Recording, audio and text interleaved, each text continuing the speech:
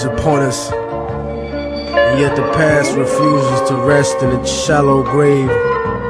For those who hide behind the false image of the Son of Man shall stand before God. It has begun, the beginning of the end. Yeah.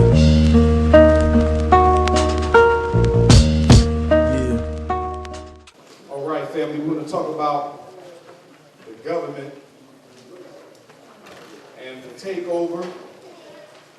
Anybody remember the Super Bowl last year? When the power went out for almost a quarter's length of time. That was not an accident.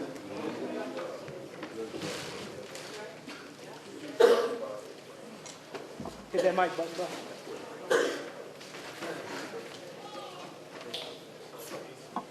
Testing one. Testing 1, 2. Are you able to Yeah, tell? yeah. I'm good.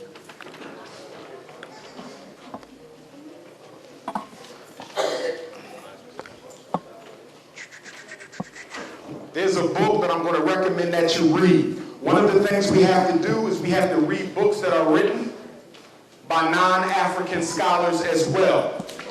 You're going to have to. You're not going to get a thorough enough political education if you're only reading black authors, because you're not reading the books written by people who participate in the think tanks that run this country. Are y'all following me?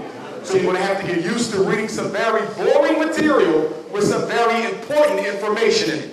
One such book is a book called Trilateralism. There's a book called Trilateralism. The Trilateral Commission was established in 1973 by Zbigniew Brzezinski on the request of the Rockefellers Council on Foreign Relations. Trilateral means America, Europe, and Japan. Trilateralism. Basically, they operate and dictate global policy from those three centers. That's one of the reasons why in the Far East, the Japanese are considered the white men of Asia. This is what the other Asians refer to the Japanese as. Remember, as a result of the World War II Pearl Harbor bombing, one of the conditions of the treaty between Japan and America is that they can never have a standing army. So Japan is nothing more than an American colony. Okay, it's important that you understand that. Zbigniew Brzezinski, you need to read every book he wrote. He's the brainchild, or the brain master behind the Trilateral Commission. He was also the grand master behind President Obama's ascendancy and ultimate election as President of the United States. He was the European who predicted on national television that President Obama would be the next president, because he helped set it up. There's a book he wrote called The Grand Chessboard. I'm going to spell his last name for you, but I want you to read The Grand Chessboard. Brzezinski, B-R-Y-Z-E-N-S-K-I. B-R-Y-Z-E-N-S-K-I.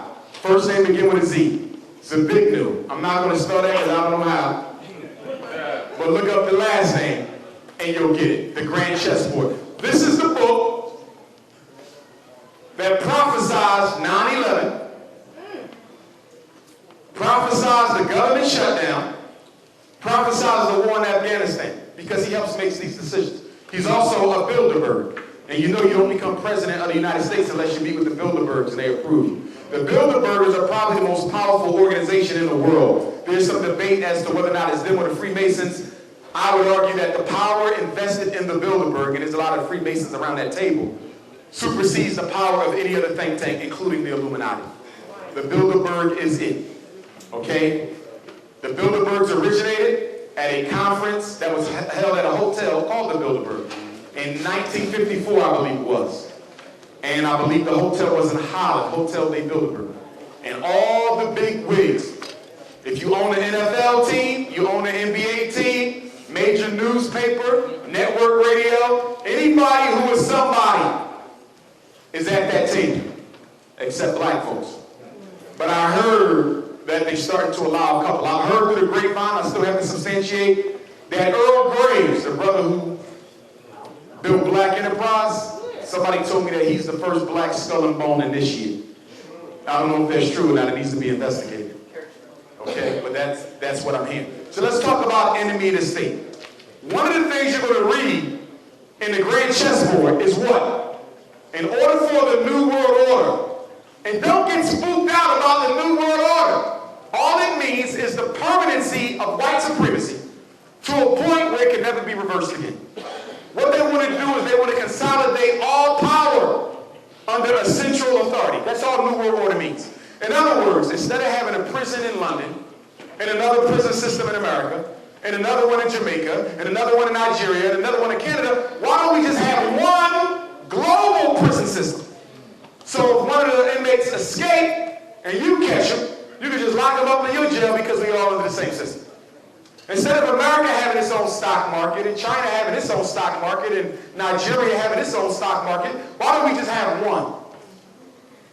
This spells disaster for black people. Why? Because there's no way to escape to.